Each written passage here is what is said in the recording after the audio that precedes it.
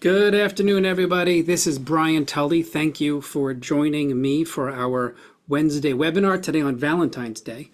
Let's give it a minute for people to sign on. I'll be back in just a little bit.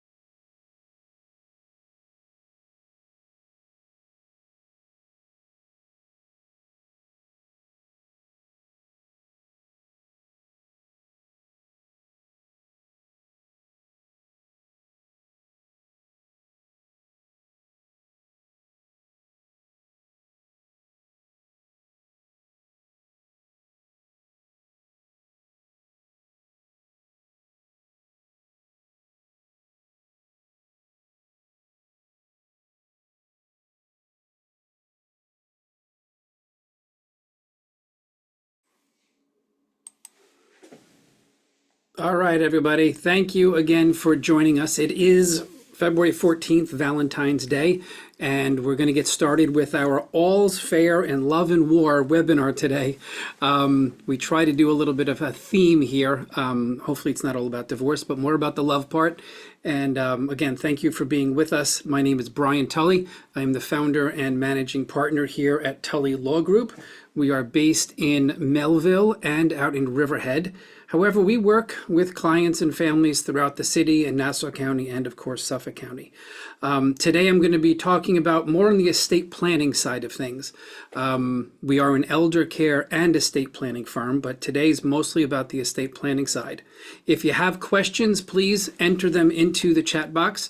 But before I get started officially, if somebody could let me know that they can see me and hear me, and I'm going to share my screen as well as we get started. So if you can let me know if you can see me, hear me, and of course, see the screen, then I'll be happy to get started. I don't like these technical difficulties sometimes, but we get them. So if somebody could let me know, just jump into the chat box that you can hear me, see me, and see the screen. Anyone? Come on, there's a bunch of you out there.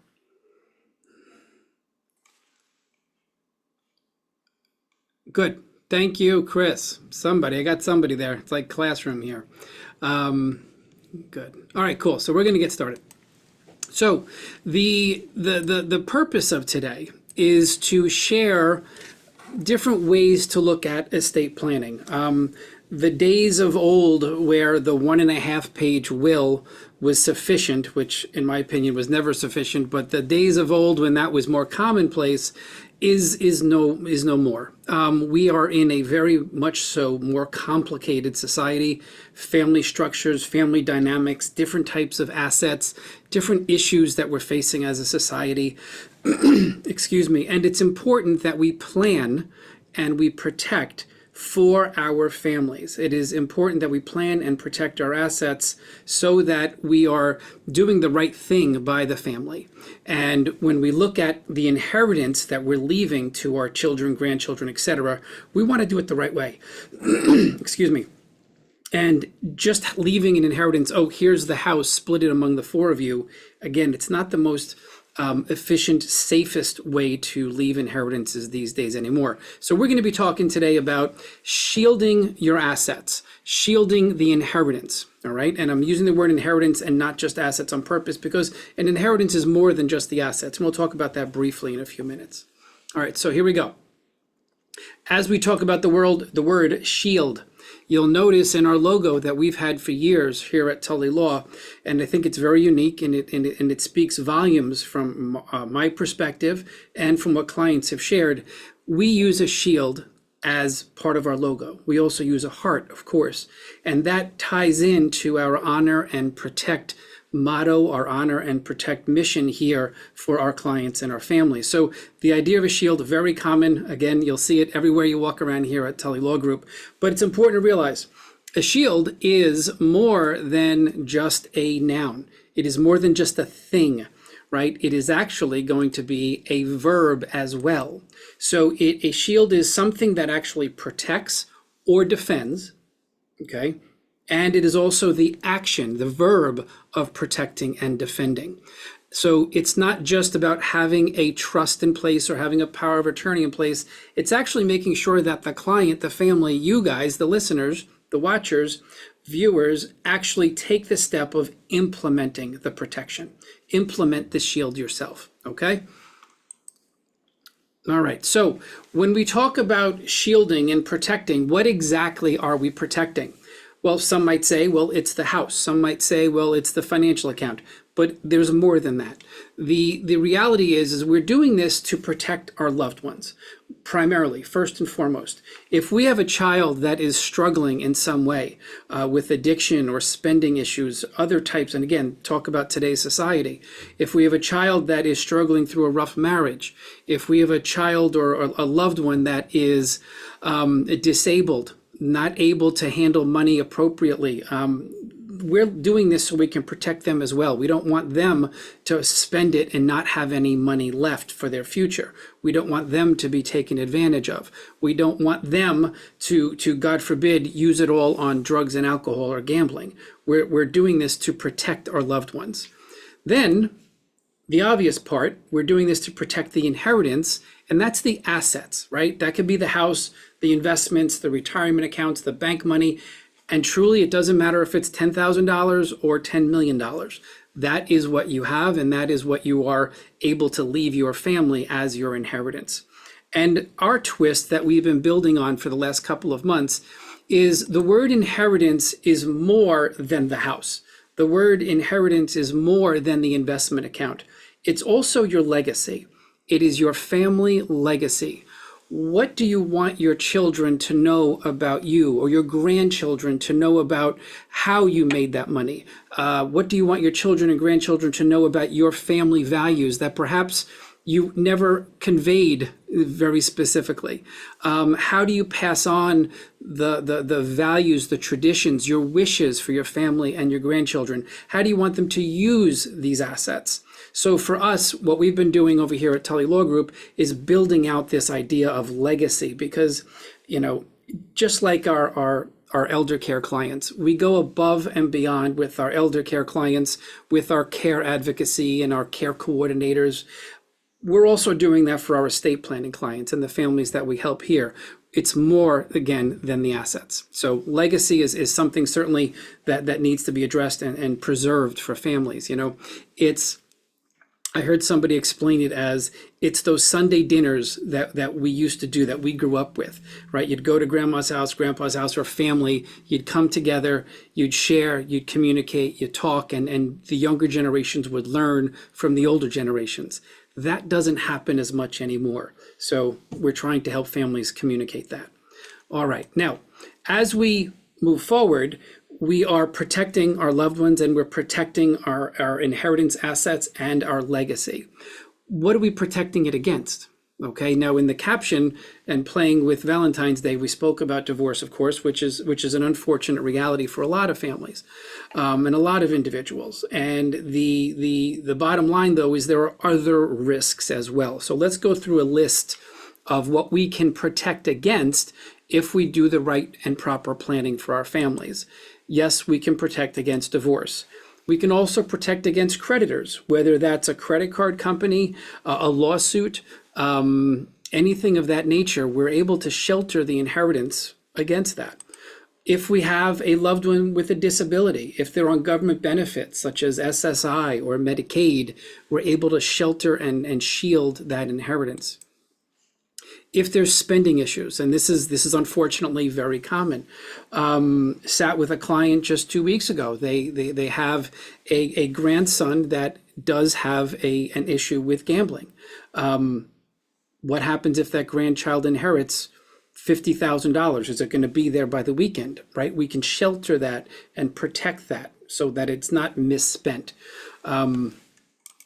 Also, again, family dynamics, disgruntled heirs and potential contests or litigation. Not every child inherits from parents. Perhaps there's a child that's going to be disinherited, or perhaps there's a different percentage for different children based on the relationships that they've had with the parents. So one way to protect against that is to do the best and do all you can to keep your estate out of the courts. All right. And again, we can accomplish that. We can protect against that.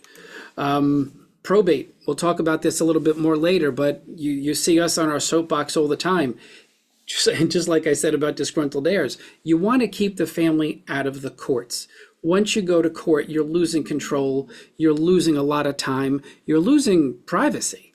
And staying out of litigation and staying out of probate courts, or what we call the surrogates court here in New York, is definitely an ideal and a worthwhile goal. And again, we can do that as long as you start the planning with the right firm that can help you do it. We've had families, of course, with children facing different addiction issues. And when that's happening, they're not always making the most prudent decisions as to what they should spend their money and what they should spend their time on. So again, we're able to shield against that. Unfortunate reality that some children, beneficiaries, loved ones, have spent time or may in the future once again spend time incarcerated. And something else that we see we can protect against is the idea of Medicaid estate recovery. Any person on Medicaid benefits runs the risk of Medicaid claiming, putting in a claim against their estate to get paid back. We deal with long-term care Medicaid every single day of the week, and we're doing what we can to make sure that the families have sheltered their assets so that Medicaid can't come back and get paid, putting a lien on the property or going after their estate. So proper planning will help us to minimize and even eliminate that risk altogether. So these are everyday concerns that we see. Not every single one every day, but every one of these we see at least once a week.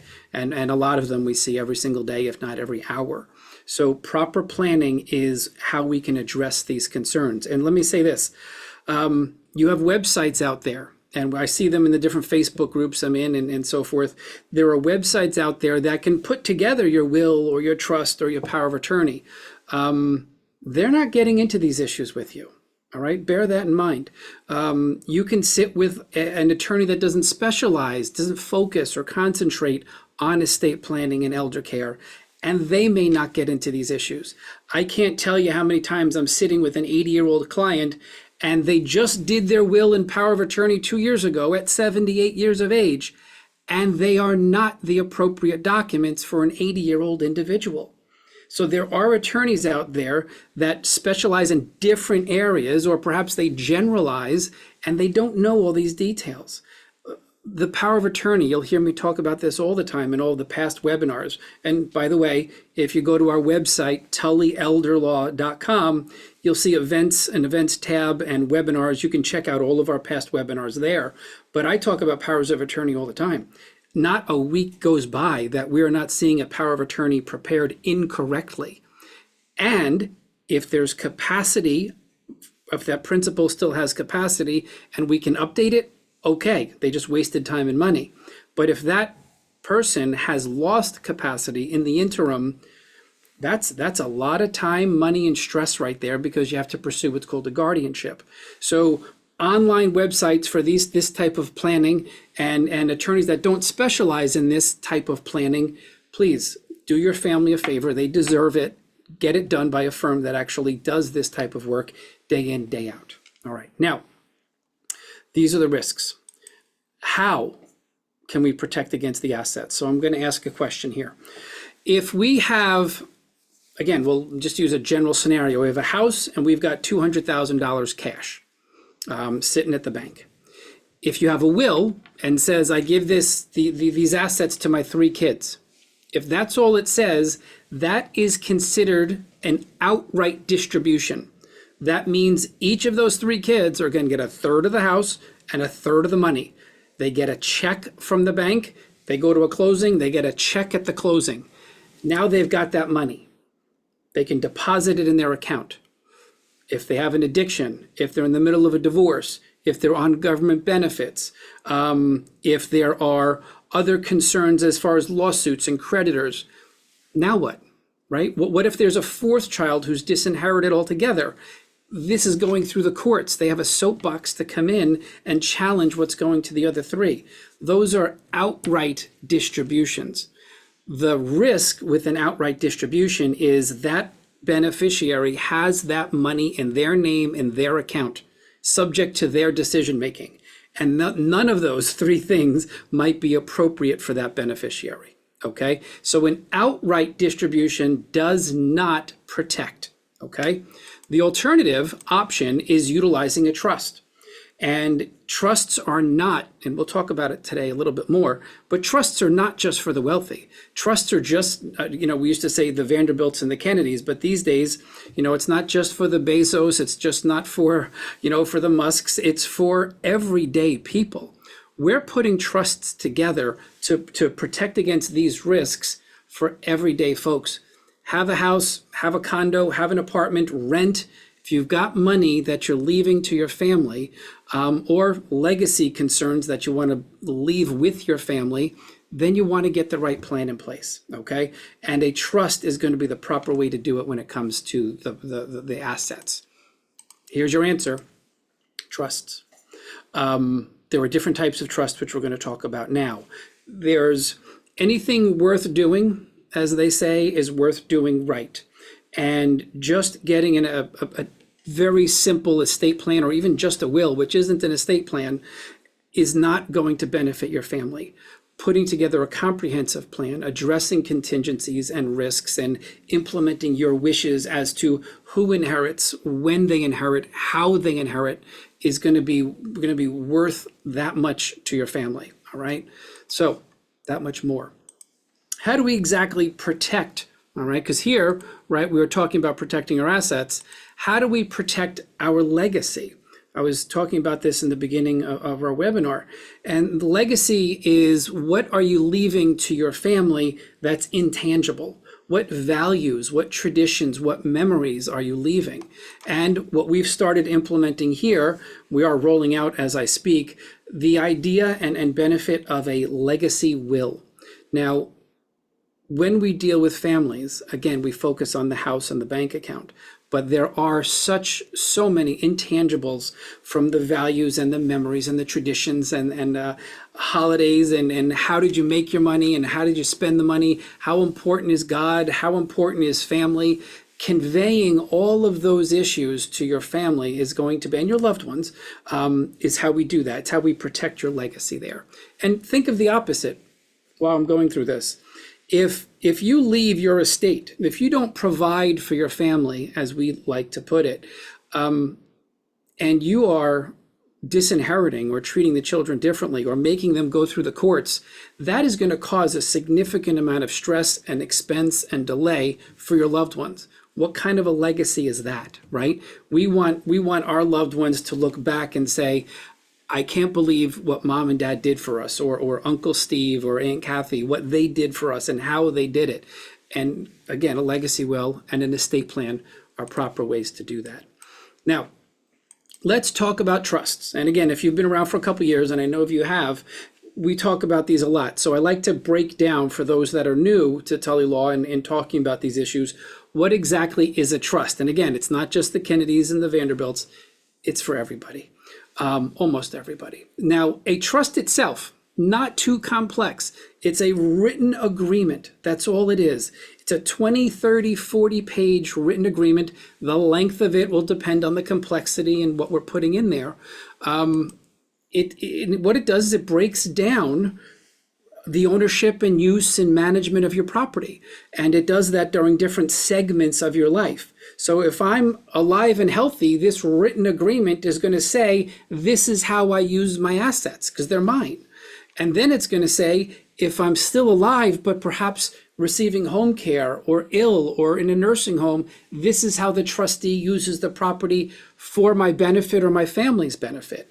And then ultimately that written agreement is going to touch upon the third segment that says, when I'm not here at all, this is what you do with my money. The trust acts like a will without going to court. Okay, so the trust would administer the actual property that it owns. And that's all a written agreement is. That's all a trust is. It does, or it is effective when it's signed by the grantor and the trustee. I'll talk about that next. And a trust actually continues after death. So it doesn't stop just because the client or the parent passes away. A trust does need to be closed at some point in the future. It's not necessarily the day the person passes on. It could set up what we call sub-trusts for the family, the children, the grandchildren, the nieces, the nephews. There could be distributions to charities and so forth. But ultimately, that trust agreement needs to get wrapped up.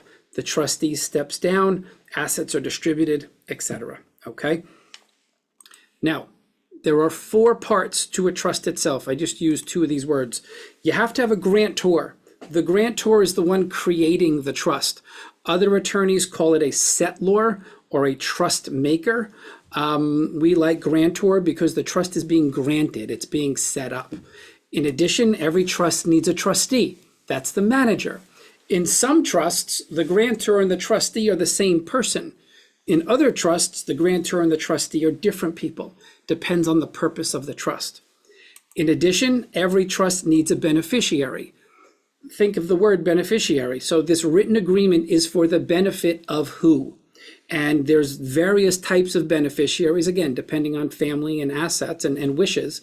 You can have what's called a principal beneficiary, which is a person that can get the principal or the money out of the trust. Or you can have an income beneficiary, which means if there's any interest or dividends generated in the trust, they get that. You can have beneficiaries during life, and then you can have beneficiaries at death. Okay, so again, all of that goes into how we write this written agreement for you. And ultimately, you have to put something into the trust. Every trust is going to have or should have what's called a Schedule A, which is just an informal listing on the back of the trust. And sometimes you'll just see $10 typed out. Sometimes you'll see a photocopy of a $10 bill. That's just to symbolize that this trust has been funded and that it's active, right? That your grantor and trustee, again, could be the same person or different people, have entered into this agreement, all right? Hopefully this is making sense. There are 2 types of trusts. And by the way, if it's not making sense, just get a question into the chat box and I will get to that afterward. 2 main types of trusts. There are dozens and dozens of varieties and different flavors, if you will, of trusts, from residence trusts to charitable trusts to anything you can think of, discretionary trusts, etc., which we'll get into today. But generally speaking, trusts fall into 2 camps. Big picture. There's going to be lifetime trusts and there are going to be testamentary trusts. A lifetime trust is one that the client sets up during their lifetime. Okay, so I have a trust. I've set it up during my life. It is a lifetime trust. Another word for a lifetime trust is inter vivos. It's an old Latin word. It stands for during life. And you might see that instead of the word lifetime somewhere. The other type, as it's up there on the screen, is a testamentary trust.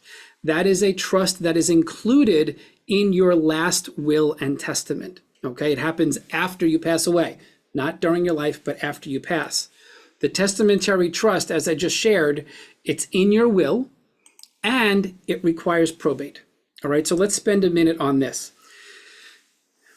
Having a trust included in my last will and testament, and every will that we do includes contingent trusts. So for example, if a certain beneficiary is under a certain age, then we're going to have money held until they're older, depending on the values and the situation, today's topic.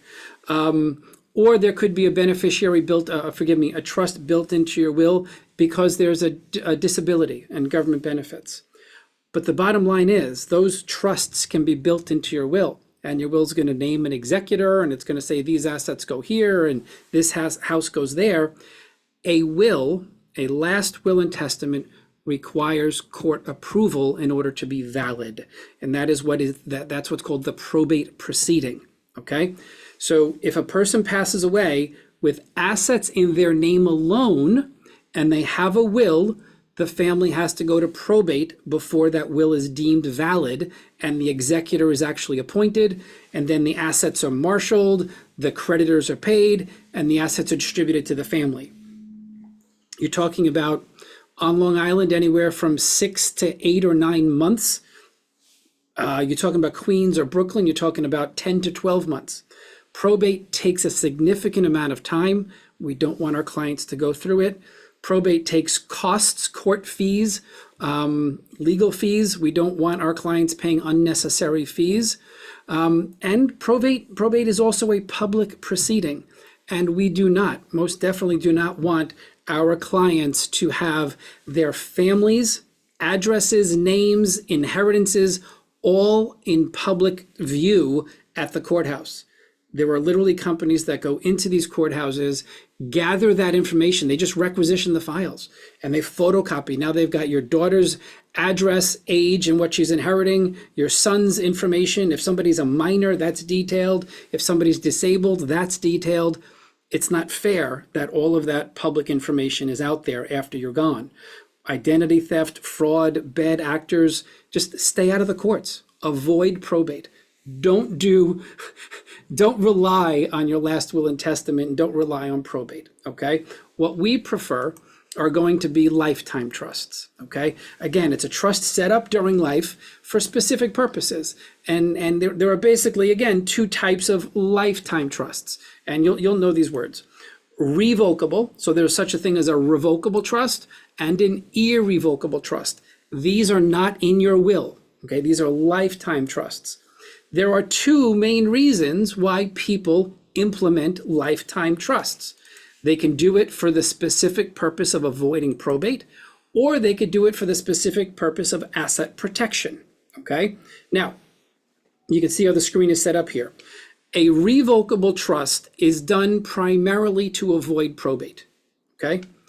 An irrevocable trust is done primarily for asset protection, but an irrevocable trust also avoids probate, all right? So an irrevocable trust does both these things. Irrevocable trusts are not for everybody. It's got to be a specific situation. Now, it's important to realize here, a revocable trust, one where the client or the grantor can revoke the trust unilaterally, there is no asset protection whatsoever.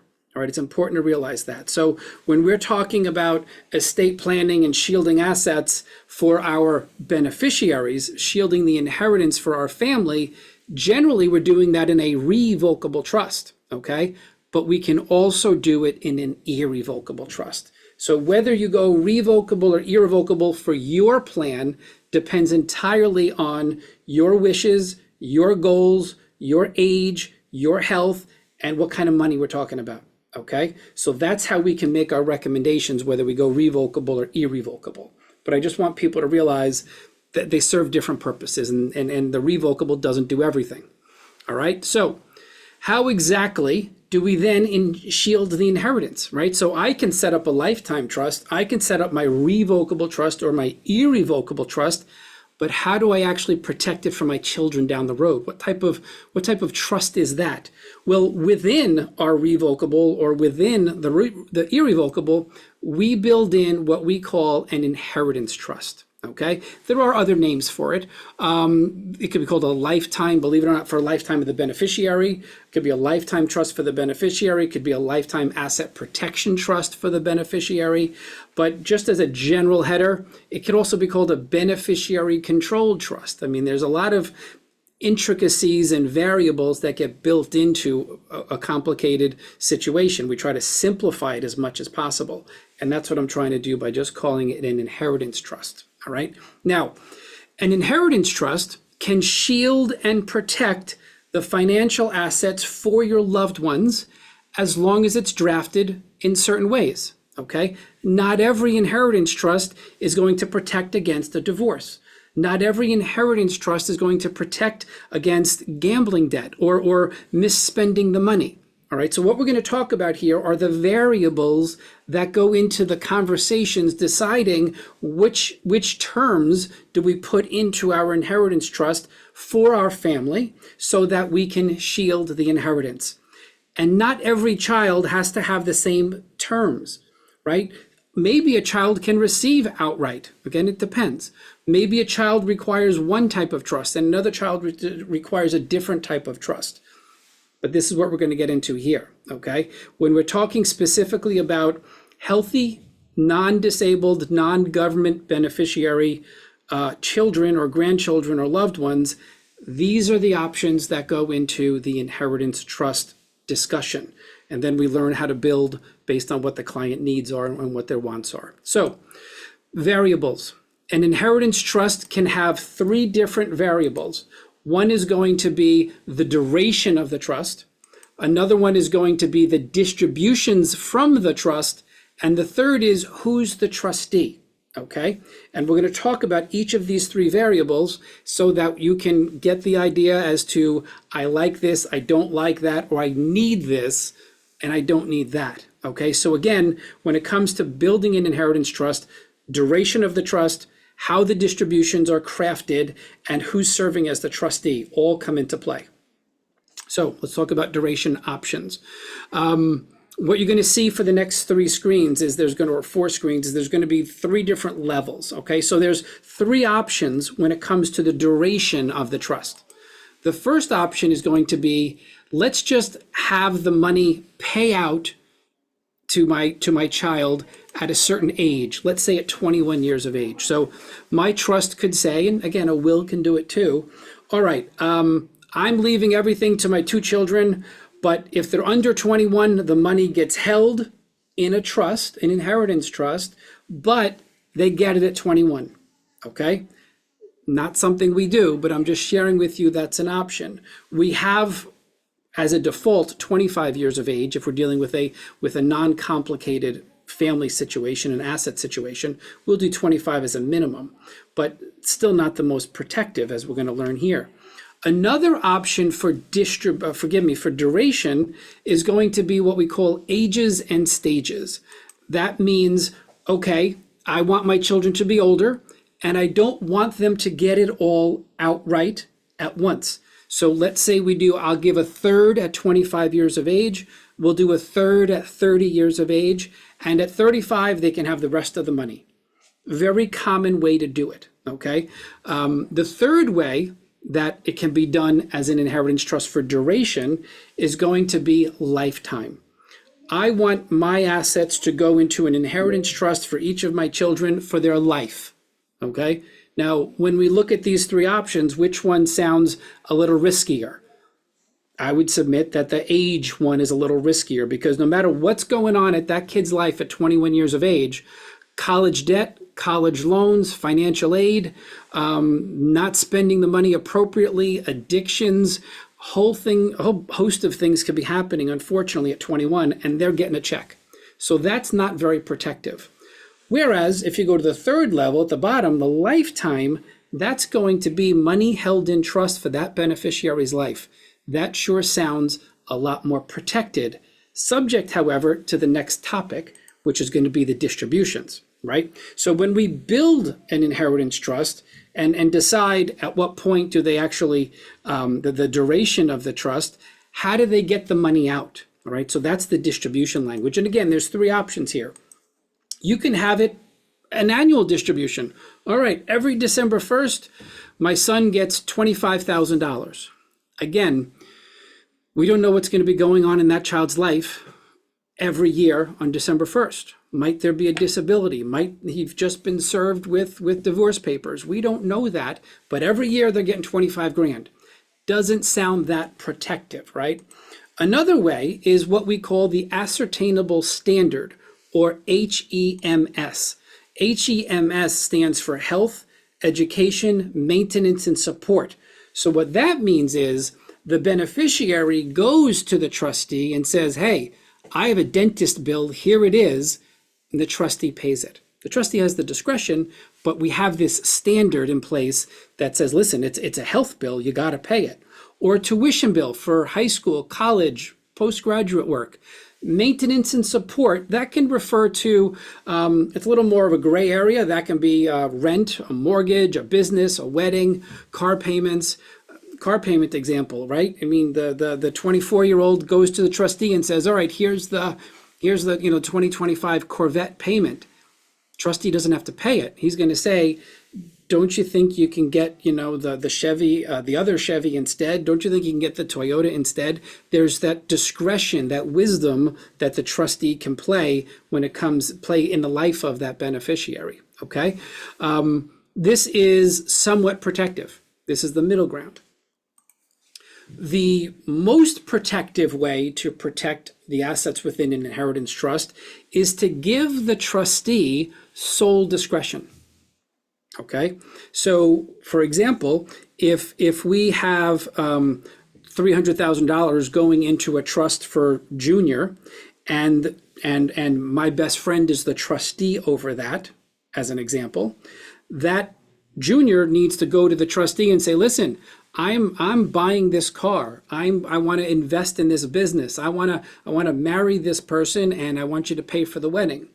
That trustee, friend of the family, knows my wishes and knows my child, and they're going to make their decisions within their sole discretion.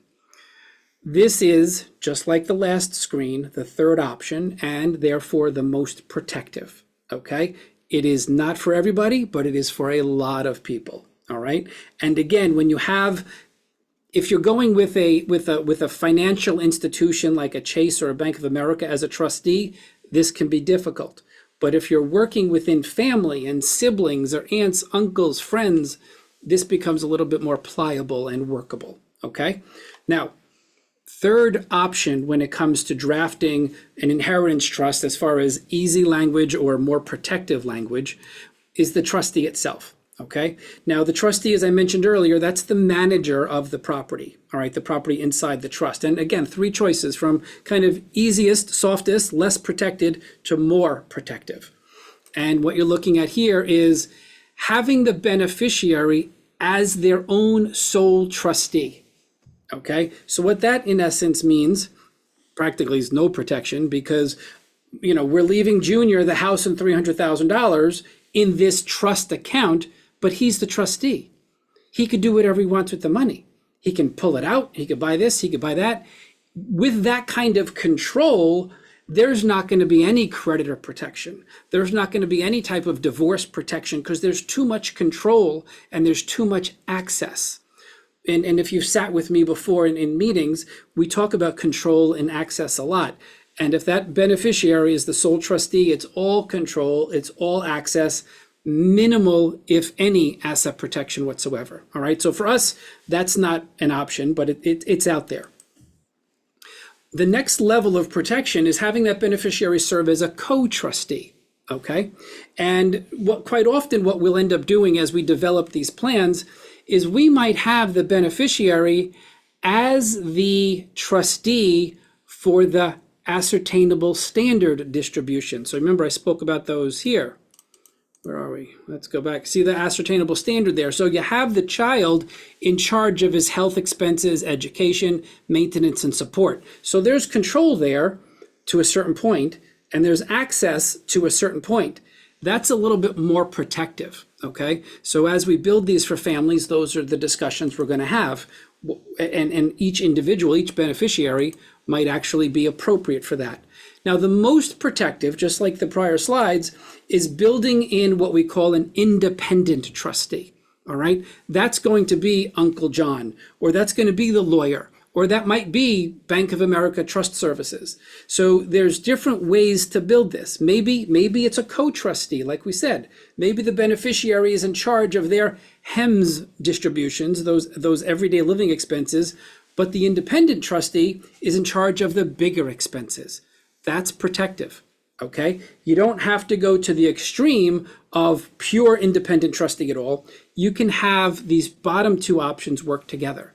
All right. So what I'm trying to share with you today, and you know how these webinars work, it's not everything. My goal is here to get you thinking about this and letting you know how we can help build these different types of trusts so we can shield the inheritance. All right. Now, let's look at all three options together. So duration options, distribution options, and trustee options. The three choices for duration: it could be an age distribution, it could be ages and stages, percentages at different ages, and it could be a lifetime duration. When we talk about distribution, it could be an annual fixed distribution, not too protective. It could be that ascertainable standard, health, education, maintenance, and support, or it could be sole discretion of the trustee. Now, trustee options, you're looking at have the beneficiaries the sole trustee or as a co-trustee or go fully independent. The reason I'm laying this out like this is because I want you to see there's a progression here. Generally speaking, if you look at the top of the three options, age, annual, beneficiary, sole trustee, generally speaking, those are going to be the least protective.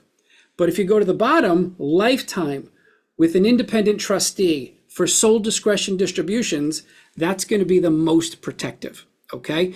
And it can be a combination. For example, as I was saying before, a lifetime duration with sole discretion of an independent trustee for the big expenses and purchases, that will shield the inheritance the most, but maybe we can get the beneficiary in there as a co-trustee for those HEMS distributions so that they can live and pay their bills and not have to ask for every nickel and penny, okay? So I hope that makes sense. And as you're listening to this, as you're watching me do all this, think of your own family, right? Think of your own family. Are there children or grandchildren with marital issues? Are there family dynamics problems? Is there a child that is an outsider? Is there a conflict among the children? Are any of them minors? Are any of them disabled? And they may not be disabled when you do the will or trust, but they might be in the future. So we got to plan for that. Are some of them suffering from addictions? And listen, every family has something. All right, this list I'm going through right here, these are some negative things. Been doing this for 26 years. Every family's got something going on, okay, whether they talk about it or they don't. So some of these might actually pertain to your family, and you might need this type of planning. Some might say being a lawyer is a bad thing also, but not necessarily. But lawyer and doctors in here because there could be liability issues. There could be malpractice claims. There could be great significant exposure when we're talking about liability and losing inheritances to creditors. Are any of your children business owners, right? Are they, what type of business industry are they in? Are they making medical products? Are they a defense contractor? Are they dealing with different potentially risky, different environments? So think about it. Your children, your grandchildren, your beneficiaries. Perhaps you don't have children and you're thinking about your nieces, your nephews, your best friend's kids. What's going on in their life? And the beauty of this type of planning is that we do this ideally through a revocable trust. So we can amend things if things change. We can make things a little more conservative. We can make things a little more liberal, if you will, as far as distributions as time goes by. But you want to get the plan in place, okay? I hope this was helpful to you. On our Valentine's Day webinar about shielding the inheritance, right? Again, it's not just the assets, it's also the legacy. If you have questions about any of this, please, there's my email, Brian, B-R-I-A-N, @tullyelderlaw.com. Phone number 631-424-2800. We're here to help. We're here to help you put together a plan that's appropriate for your family and that can preserve, right, that inheritance. All right. Let's see if we have any questions. Any questions? I do not see any questions. That was that good of a talk, huh? Everybody's got their answers. Again, thank you, and I'll be back in March with another perhaps St. Patrick's related webinar. We'll talk soon. Thank you. Thank you for joining me.